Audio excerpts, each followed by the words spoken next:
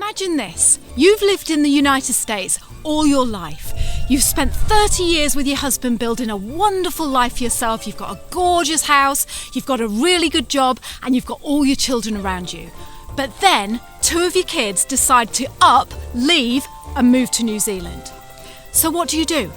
Every day, I think too, if you're going to do this, if you're going to move, leave everything you know, then have known for 30 plus years, including a very good salary. Better have it squared away in your mind what your expectations are in New Zealand. In this week's show, you're going to meet Sheri.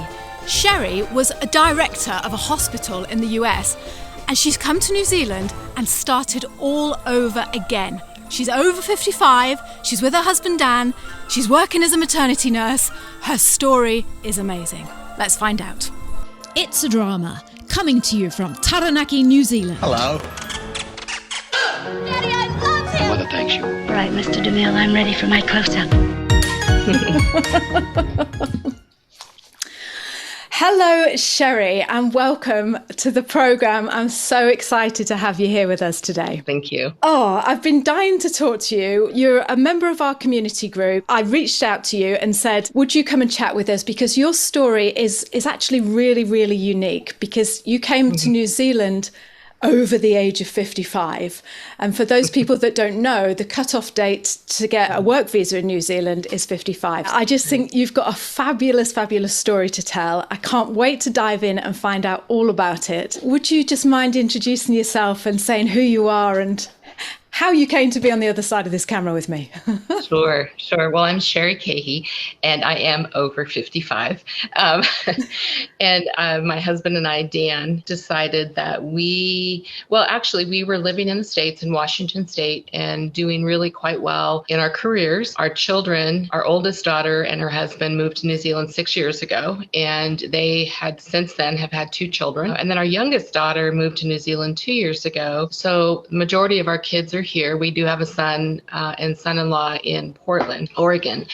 But in the midst of our careers, we were doing the American thing where, when you hit your 50s, you work like crazy because the expectation is that you make your fortune so that you get good retirement from the government. But we weren't happy, and we were really missing our kids, our grandkids. We had developed video relationships with the kids. It was still breaking our hearts every time.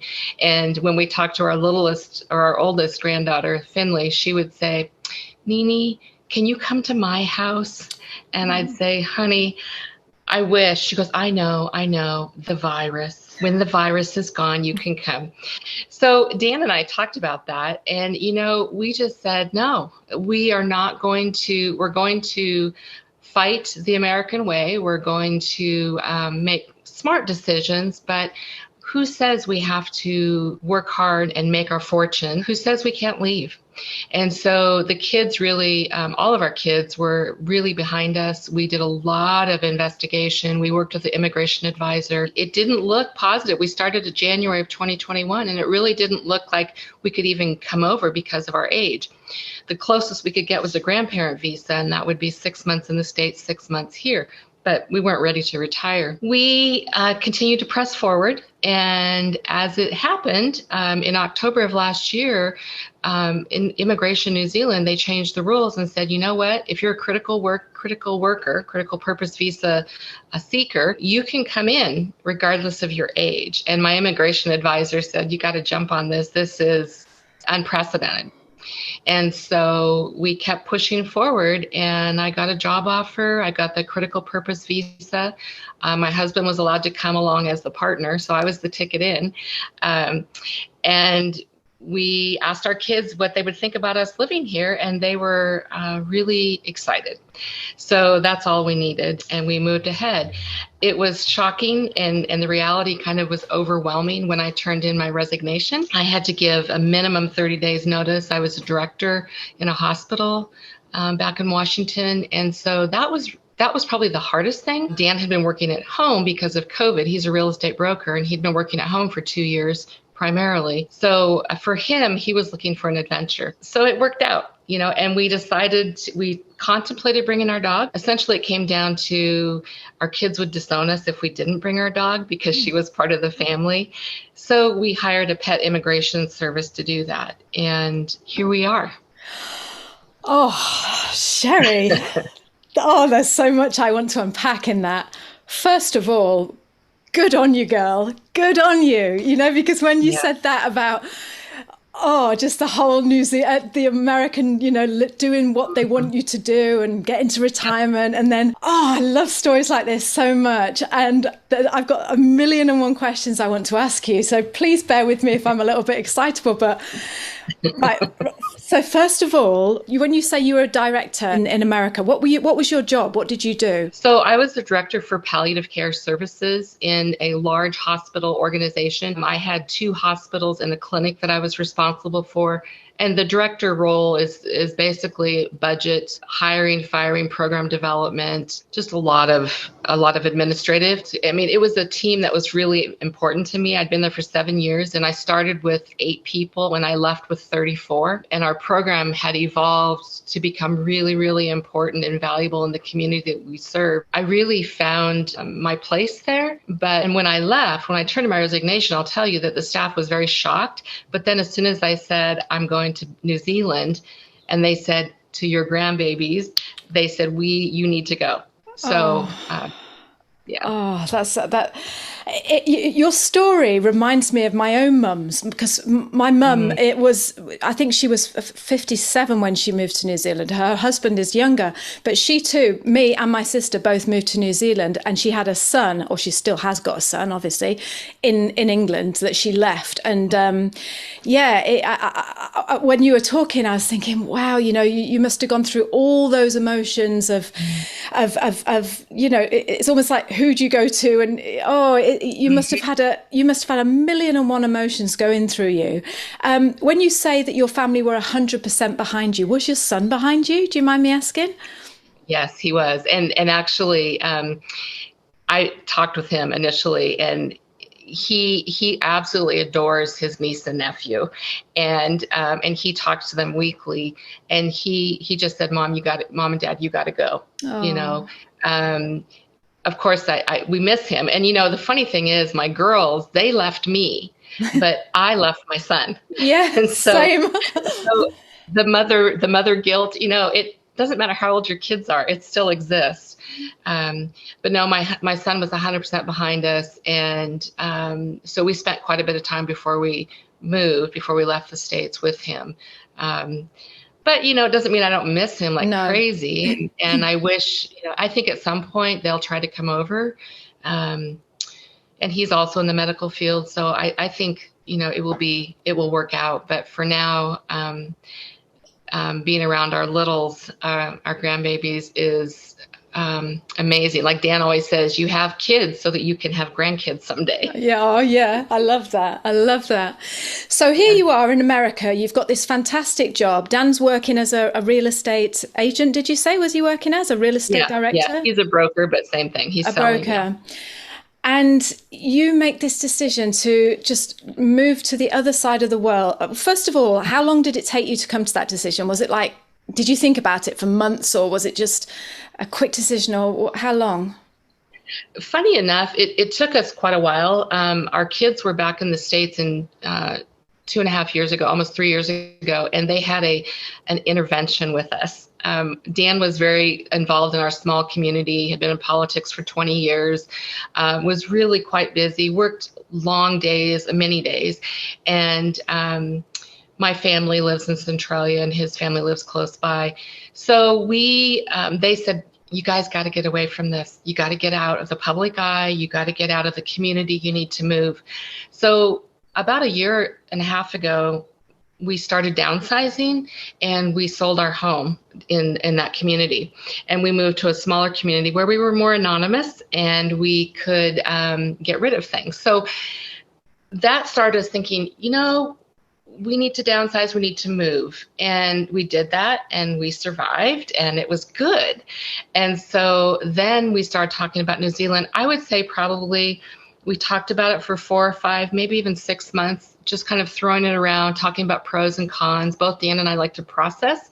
I like the pros and cons list. And one of the things our daughter said to us was, don't feel like you're sacrificing anything to come to New Zealand to be with us. We don't want you to have any regrets and feel like you sacrificed a lot to get here. And that was something that was really important to her and to our kids. And she was right. Now, once we told people we were moving, we couldn't tell them early on because it's a small community and I didn't want word to get back to my job. So our family only found out like a month and a half before we left that we were leaving, except for my son. And that was, I think, too fast for them, but we couldn't do it any other way. And for the most part, I mean, our family understood completely. My family, Dan's extended family. Some friends didn't. They thought we were crazy. Whether they said it to our face or about us, they thought we were, it was ridiculous that we were selling our home or selling everything and leaving. But that's okay. It was the right thing to do. Yeah, yeah. How long have you been in New Zealand now, and whereabouts are you in New Zealand? Well, we arrived January 4th. We were in quarantine, MIQ, in Christchurch, and now we are in North Shore, north of Auckland. I work at North Shore Hospital, and we have a rental, actually, with a water view, which is amazing. Fantastic. So we've only been here, for 2 months. 2 months, right. So you're still newbies then. Oh, yes. And that's the best time to talk to people, because actually that's when everything is so, I don't want to say raw, but you're experiencing it, because it's very easy to forget. You talk to someone who's been here, like us, 12 years, and you can't really, you can remember, but you have going through those things that you're going through right now. That's the best time to talk to someone. So we're going to come back to your rental and your house and everything in a minute, but because I know that you, like you say, you're renting, and this is the first time in 30 years that you've ever rented. But I just want to talk to you about your job. So, that must have been such a good feeling when you realised, because it is 55, isn't it? The cutoff date that you can come to. Yeah. Yes. So it must have been such a good feeling when you realise, actually, New Zealand are getting rid of that if you're a critical worker and you could come in. But did it or did it not mean that you had to go into a lower position, or you went back to being a nurse? And tell me about that. Yeah, so I worked with a recruiter, and initially I was looking for leadership positions, and that was back in the fall of 2021, or I guess September, October. One of the challenges, I had several people interested in positions, but they were concerned whether or not I would get approval, because would that be considered a critical position? And so, I agree. I think there was some trepidation on their part to offer me a position and then to be denied a critical purpose visa because working in administration or leadership was not critical to the care of patients. So my recruiter said, let's just get you in as a nurse, and then we can see what happens from there once you start to meet people. So mentally, I had worked as a nurse about 8 years ago in a NICU. I guess that's how you say it here, a NICU, how we say it at home, or special care nursery. And so it wasn't like I hadn't done nursing for a while. And I've been a nurse for 35 years, so it's part of me. It's part of my DNA. So doing patient care or working at the bedside in a hospital did not intimidate me at all. But I hadn't done it in a while. So it was good. It was good for me. And I always say, when you're in leadership, it's always good to work at the front line so that you stay humble. And believe me, I am probably as humble as I've ever been in a long time. But so I did get a position working in maternity. I have experience as a labor and delivery nurse. Here in New Zealand, nurses do not work in labor and delivery. It's midwives. And that's a bit disappointing, but it is what it is. So I'm back to maternity nursing for a period of time, however long that might be. So what do you have to do? What does a maternity nurse do? So I take care of new moms and new babies. Here in New Zealand, they have a different approach to bedside nursing. And it's, whether it's good or bad, I don't know, but, you'd have 5 moms and babies, 4 or 5 moms and babies, maybe even up to 6 for your shift. And then you provide medication, do assessments, help the mom with breastfeeding, whatever you need to do, recover new C-section moms, or Caesars as they call them. So it's basically just providing care, to the physical care to the mom and baby during their stay. It's interesting. I've met some fabulous, the people, whenever you listen to the podcast and your YouTube videos, people always coming from outside, always comment on the New Zealand, the people of New Zealand, and they truly are magnificent. And it's really refreshing to have people thank me for taking care of them, thank me for teaching them, because in the United States, unfortunately, we've lost that. And I think that's what's burning nurses and doctors out more quickly than anything, is that there's people seeking healthcare in the United States are consumers, and they are demanding. And they have expectations, whether they're realistic or not. They have expectations, and they will tell you what those are. And through the COVID epidemic or pandemic, and people were not believing healthcare workers. They were, it was horrible. That's probably another conversation. So it is doing good for my soul to have patients that I care for thank me and genuinely appreciate what I'm doing for them. So stepping down, as it were, to patient care has been challenging, but it has been really good for this old nurse's soul. Oh, I love that. I love that so much. I could talk to you forever about nursing. Do you know what? I didn't know a thing about nursing until I started this membership group. And now I've got so many nurses in there, and I love hearing about all your stories and your comparisons and how you're feeling. And because to me, like coming from the UK and being here in New Zealand, you kiss the ground that nurses walk on, because it's like you're helping us. You like you say about the breastfeeding thing, it's just like to have someone stood by your side going, oh, this is how you do it, and don't worry, you're doing a good job. It's just, how could you ever not be appreciative of that, And like when I hear those stories about, and I get it, because it's all a business and it's all money. And one other nurse said to me, we're all working for not references. What's it called when a review, If we don't treat them well, they'll give us a bad review and our pay will go down. It's like, it's another world. It's another world. And I mean, you'll do another podcast about this, shall we? Because I'd love to talk to you about that. But keep on track, Liz. Right. What was the other question? Oh, someone asked me to ask you, what about your nurses, your license? How easy was it to transfer your license over? So to be honest, that was probably the most difficult or frustrating or challenging, all of the above. So I started that process right away. And basically, New Zealand uses a third party in the United States to review all of your education documents, your job description, everything they want to know about you. And since I've been a nurse for a long time, I got my undergraduate degree. I graduated in 1986, and I got my graduate degree in 2006. So that was a long time ago for both of those. And I did not have my syllabi from all the classes I took. And literally, I had to prove that I met every one of the competencies, even for my advanced degree, to practice nursing here. So that was probably a 4-month process for the third party to gather all this data.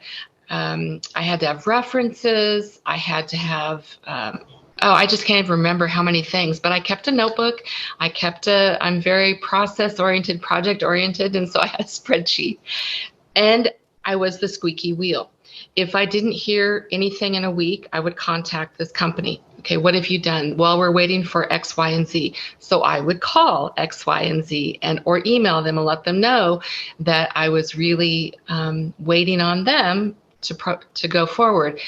I probably made a few people really happy when they finished the project. I didn't have to talk to them anymore because I was really persistent. And so it took about 4 months. Once I got that all that information, then that third party sent the whole package, the report, to the nursing commission. And then it was really quick.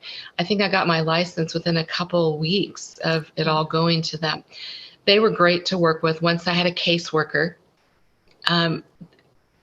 they did ask me some more questions, but I was able to sufficiently prove that I was competent to serve as a nurse in New Zealand. Right. So all in all, probably 4 months? It was I would say 4 months minimum, maybe 5 months. But that was also during the height of COVID. That was one of our surges in the States. So the delay was really getting the reports back from universities I had attended because they didn't have staff in the office. Right. So, I think it's very fluid. I don't know how long how anybody should expect to wait at this point in time. The only thing that I think will remain the same, and I will probably repeat to anybody who asks, is that even though you've hired people to work for you, even though there's a third party working on your behalf, you have to remain diligent. You have to be persistent and contact the same people on a weekly basis, at least. Yeah. That's such good advice, Sheri. And I love, when you say about you with the squeaky wheel, just goes to show, doesn't it, that if you're on their case the whole time, because it is, we're so polite, especially, I'd be like that, but right. oh, no, don't bother them. They're busy, but like you say, just keep on at them because it's important, isn't it?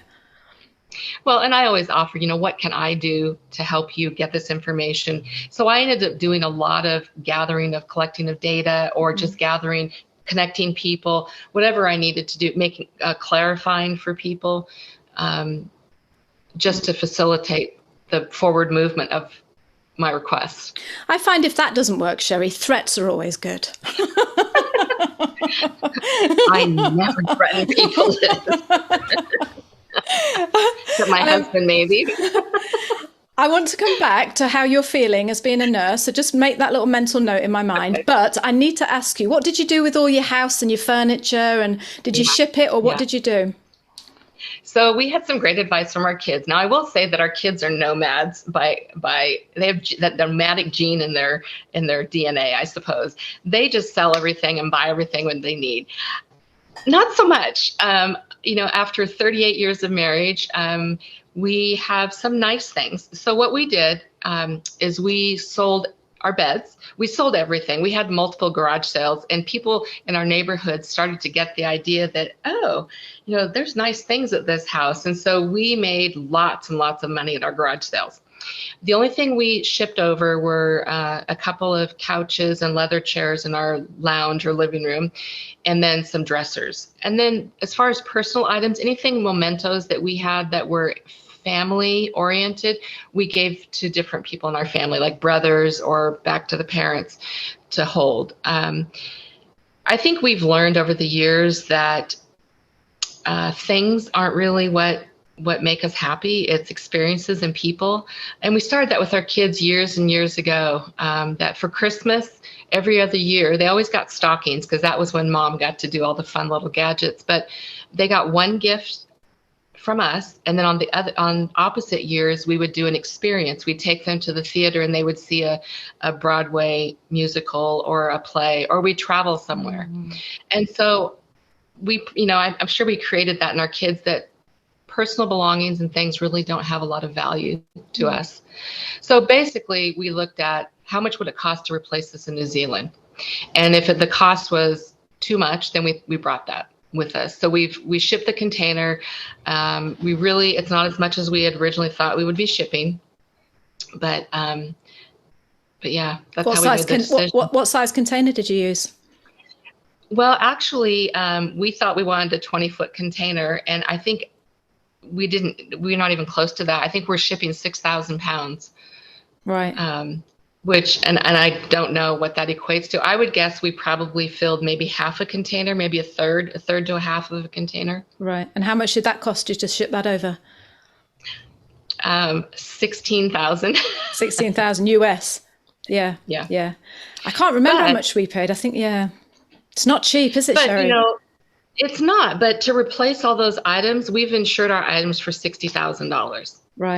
Right. So, you think about that. And to replace that, we were looking at stores to replace the same quality. And it was 2 and 3 times what we had paid. So we were very, very careful and constantly video chatting with our kids. Okay, we're thinking about this. What do you think?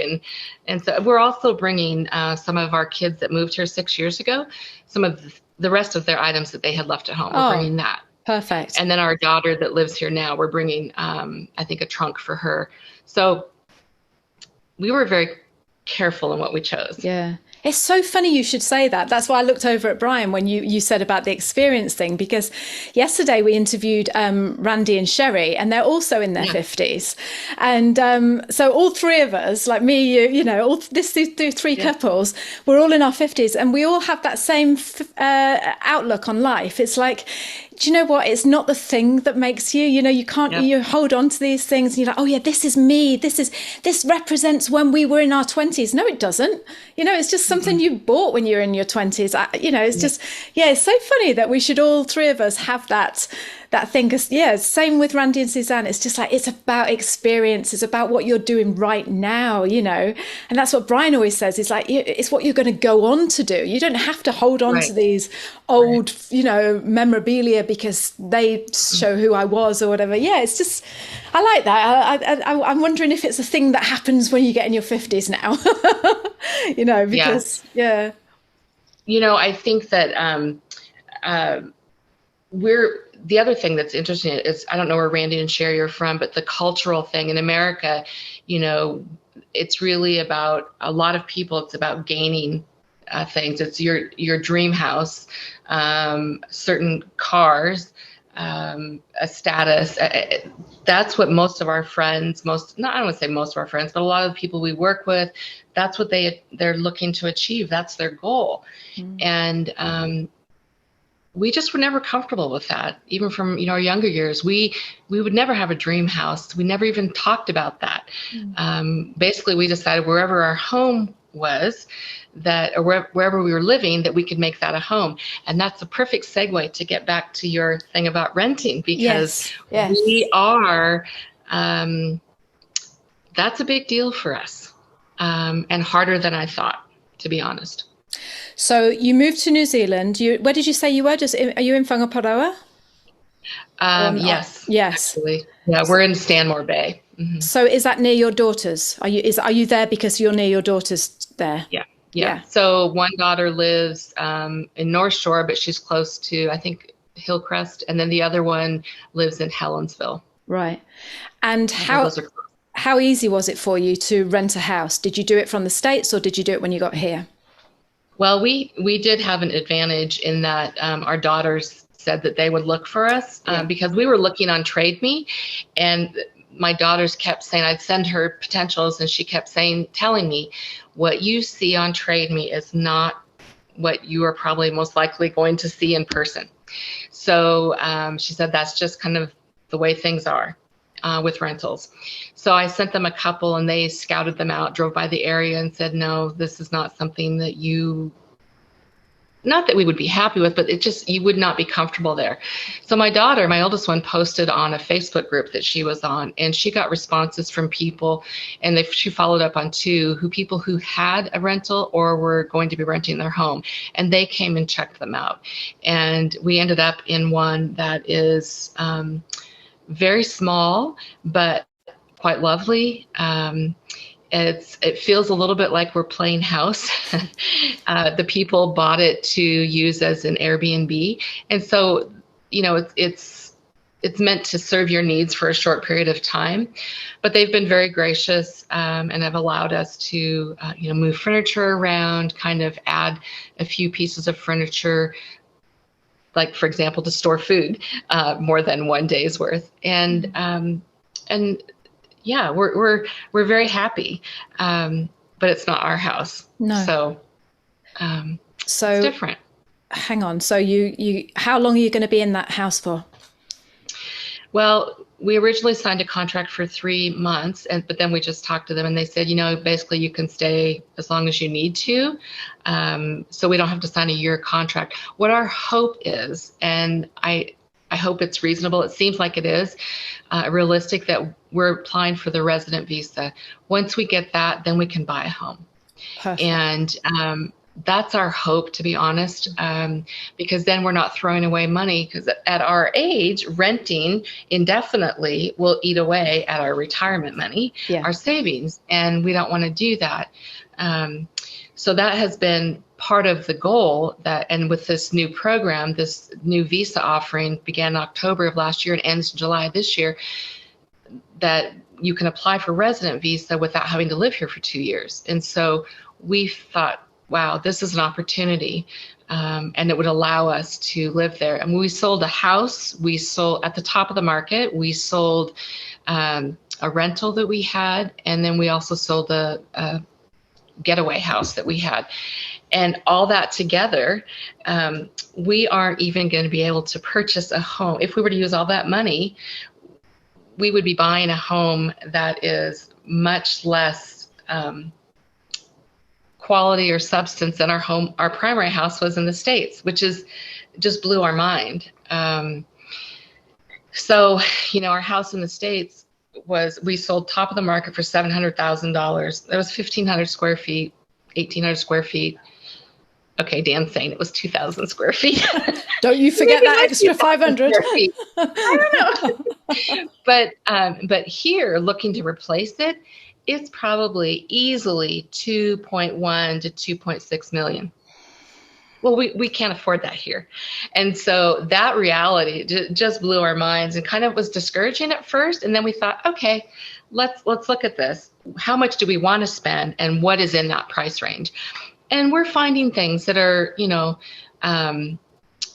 potentials. So it's possible.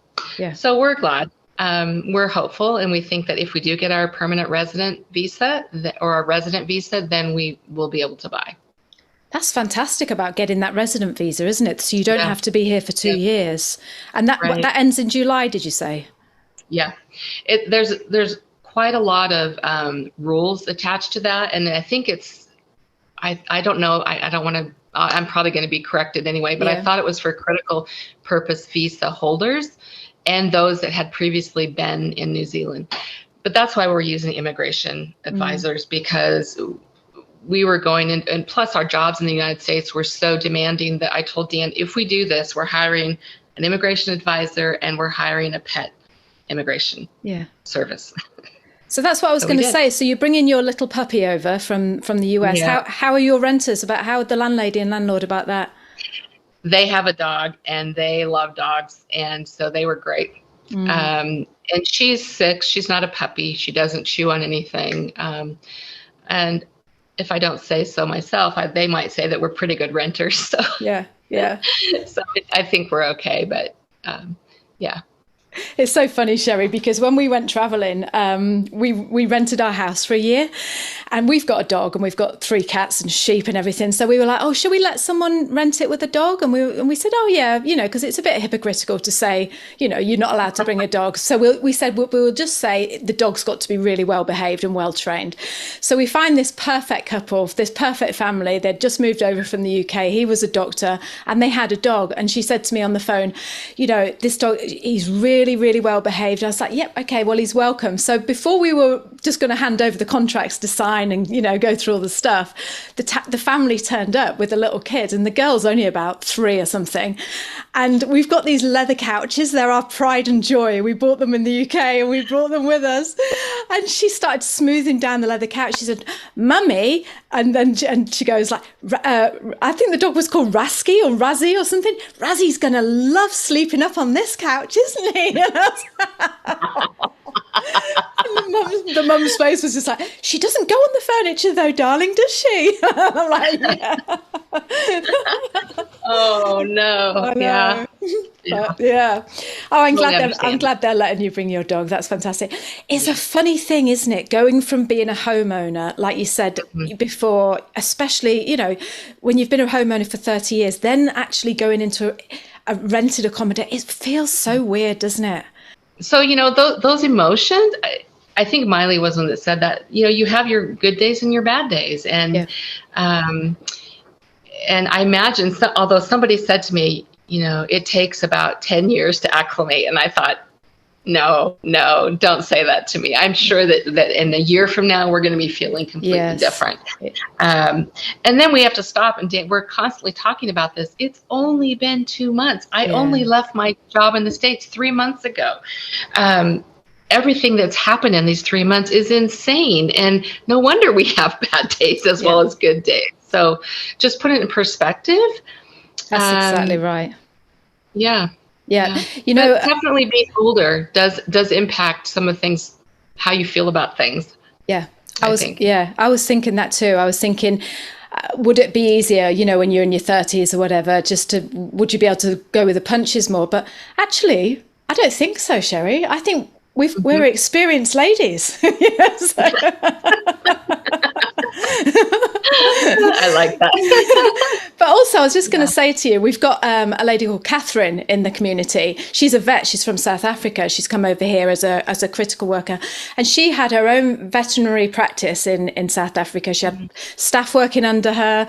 She was running her own practice. And she's come here now. And she's said to us on the chat, like, basically, I've just gone down to being a junior vet, And I said to her, I said, you know what, Catherine, I said, when Brian came over here, I know you probably know this story, but he went from having his own heating business in the UK with, earning £100,000 a year to coming to New Zealand and climbing in septic tanks and cleaning up shit, basically, because that's what he had to do, because he was just a run-of-the-mill plumber, and that's what plumbers do, just get on with it. Yep. But he isn't doing that now. And that's the thing. And that's what I was saying to Catherine. It's all part of the journey. You're not at the end of your New Zealand adventure yet. You're not there. This is just a step of it that you have to do, to get to where you want to be, isn't it? Really, it is. And that's what we keep coming down to. The reason that we're here in New Zealand is for our family and for our grandkids. And, even if I have to, going back to bedside nursing and working the night shift. And I haven't worked a shift for an awfully long time, a night shift. But doing all of that, when I see my grandkids and they come running up to me and give me a hug and, just chatter away, my heart is full. And that's why we're here. And so we've not had an easy life. We've had ups and downs, but we pull through them. We're a team, my husband and I. And so that's why we're here. And it makes a difference. Oh, I absolutely love that. I'm just scanning my questions now because I'm thinking, don't let it go yet. Don't let it go, because I want to ask her something else. But I'm looking at my questions and I've asked you everything. I could talk to you for absolute hours, and I know we're going to go on now and we're going to make a private chat for the community. But you've just sort of answered it, because I was going to say, you've taken I don't want to say step down, but really it is, isn't it? You've taken a step down in your job. I mean, I know you love what you're doing in your bedside nursing, but you climbed the ladder and now it's like going, okay, come back down, and now you're back down. You've sold a fabulous home, and now you're living in a house that it hasn't got much storage for your food. You've only got a day's storage. But I was going to say to you, at the end of the day, when you see your little grandchildren, like you say, it must make you feel so complete and proud of yourself, to be honest. So proud of yourself.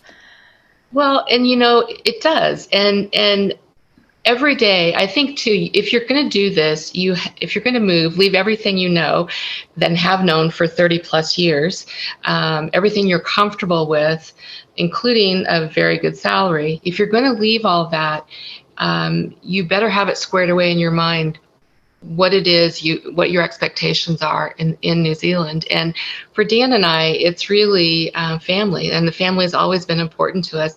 We give each other pep talks. We support each other. I mean, he is not working yet because he doesn't have a work visa, and I'm just grateful he's willing to stay at home every day and to go grocery shopping while I'm off working, because he's used to being super busy and being well known. He had a huge group of friends, and he doesn't have that here. So we're both giving up some things, but this is our adventure in our 50s. And so we're happy. Oh, that just warms my heart. It just warms my heart. That is just fantastic. Right, I've got two questions before you go. One, are the nurses friendly? Is it like a friendly feeling in your hospital? I would say yes, for the most part. What I love is that there's so many nurses from different places, different countries. And I would say yes they are very friendly. But the turnover rate is pretty high. And so I think there's a little bit of fatigue for new staff joining. And that has nothing to do with they're just fatigued. I get it. But that contributes to an orientation that is probably not to the level that I would offer in the States. Right. So a lot of learning as you go, which for somebody who's used to knowing everything about my job, it can be uncomfortable at times. Yeah. I'd love to talk to you more about that, because we have so many nurses coming over, haven't we? Within the group and everything. It's really, really important to get the lowdown and, just have someone telling you the truth, to be honest, isn't it? My last question to you is, is it true, Sheri, that breast is best? Yes. But I say that with a caveat, because I am not a breastfeeding Nazi. I don't say you breastfeed and there's no other option. There are instances where it is not the best option for the mother or the baby. And so for me, I do believe that. But I support mothers who choose not to breastfeed, as long as they're informed and know what they're giving up. Okay, I love that. Thank you so much for answering that. Yes, absolutely. Sheri, it's been an absolute pleasure talking to you. I could talk to you for hours, and I'm sure we're going to do another podcast together. Yes. Thank you so much. Can't wait to catch up with you again soon. Yes. Okay. Sounds good. Thanks, Liz. It's been real fun. Okay, bye. See you soon, Sheri. Bye. Okay. Biggest thing we hear from American people who want to move to New Zealand is that they're worried because the wages aren't as much as they're used to in the US. But here's the thing. There's plenty of things in New Zealand that you are going to save stacks of money on because you no longer need to buy. Yeah. So it's just a different mentality. And so I think people underestimate the cost of those things. I say a lot of the US, it's just nickeling and diming yourself. You don't realize all the weird little things you spend money on that just adds up.